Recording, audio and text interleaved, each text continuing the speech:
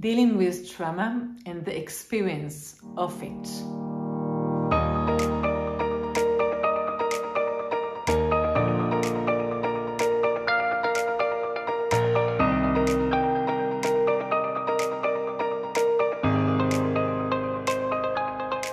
Hi, it's Vered, and I'm here again to talk about how to deal with trauma. This is one video out of a series of videos that I am making on this topic.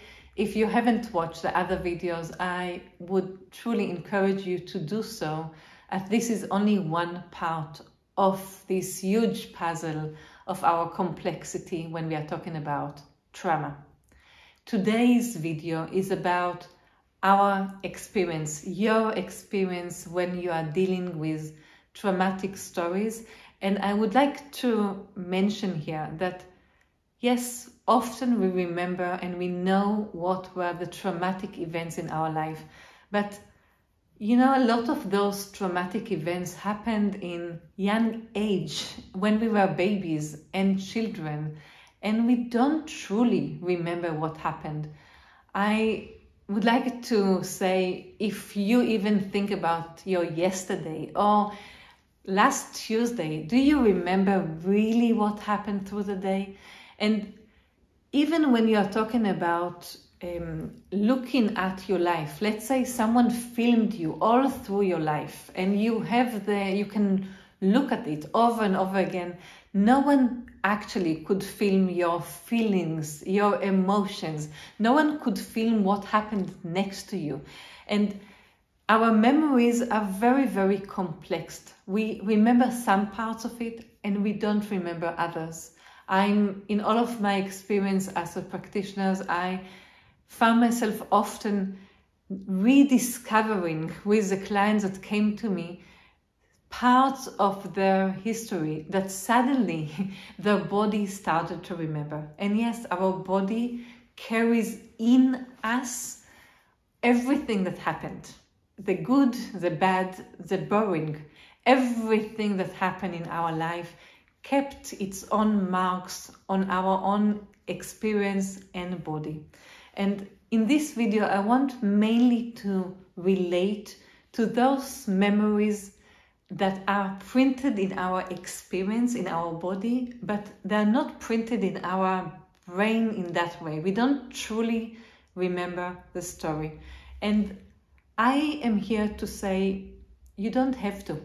You don't have to always remember what happened. And even if you do, who would say that that's exactly the facts? Who would truly say that this is exactly what happened?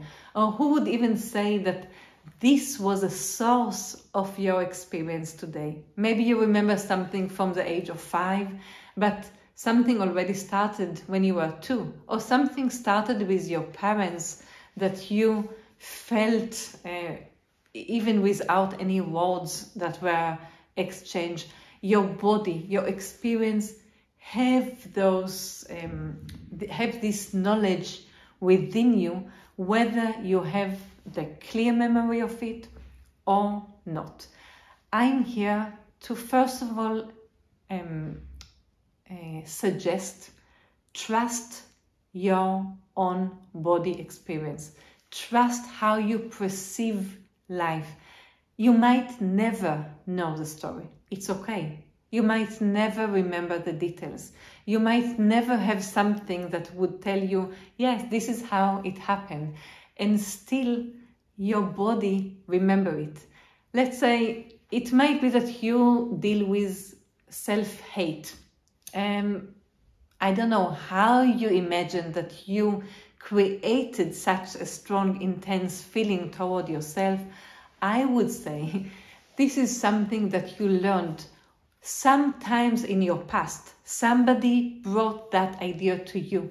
Maybe you remember, maybe you know that your mother or your father or someone that you grew up with had that kind of attitude toward you, and this is how you adopted that experience. But maybe you don't. Maybe you would say, I just remember a happy childhood. I cannot match these two things together. I cannot match my experience of unworthiness or not being enough or hating everything that I'm doing, to the reality of my life today, or to the reality of what I know for my story in my past. You don't have to. What I would suggest to you, trust your body, trust your experience. If you feel it, you own it. If you feel it, something happened that made you experience your life in such a way. And when I work with people and I'm using the Pantarei approach, and there is a hands-on part for any session that I'm giving, I listen to your experiences. I trust your experiences in some ways more than what you remember, because your body remembers it. And if you feel, let's say, loneliness and isolation again and again and again, and you are a person who have friends and you are being loved and you love other people and you have a family of your own, and still that feeling continues to be there, I believe you have a reason, and your reason might be beyond mind memories. You might never remember the story, and I think that it's okay. You don't have to remember. You don't have to grab the facts of why do you feel that way. I would suggest to you to trust your experience, and if you can, go to sessions, go to someone else, to a practitioner, to a professional that can truly be there together with you, that they can give you the space to feel and just to trust your body, to trust your emotions, to trust that it's not out of nowhere that suddenly you have this kind of feeling over and over again. What we will do would be to connect you to that experience, and by accepting it, start and moving away from there. By accepting the story, again, not necessarily the mind story, but your body story, the experience that you are having over and over again, by accepting it from being something that truly happened and truly needs to be addressed, we can start and move away from that. We can start and find your strengths and find your ways toward the life you would like to lead today, without falling again and again to the same kind of experience. So whatever you feel that comes back again and again, whatever repetitive emotions you feel about yourself and life, if it doesn't match your story, if it doesn't match what you remember, I suggest start to believe to your body, to the experience. Don't look for the story. Don't look for what exactly happened. It doesn't matter. What is important is you getting free from that repetitive experience. And it starts by trusting that what you feel is real. Better do it with a practitioner. Better do it in a safe space where someone can lead you out of that experience, once again, by first of all accepting what you feel, accepting the reality of what you feel, even if it's a reality that happened long time ago in your childhood. I'm here to hear about your experiences. I'm very curious how you relate to your body experiences, and if you ever had that sensation that what you experience doesn't connect to the reality of your life. If you found that kind of conflict, that your mind tries still to gather, why do I feel that way about myself when whatever I know about my history tells another story?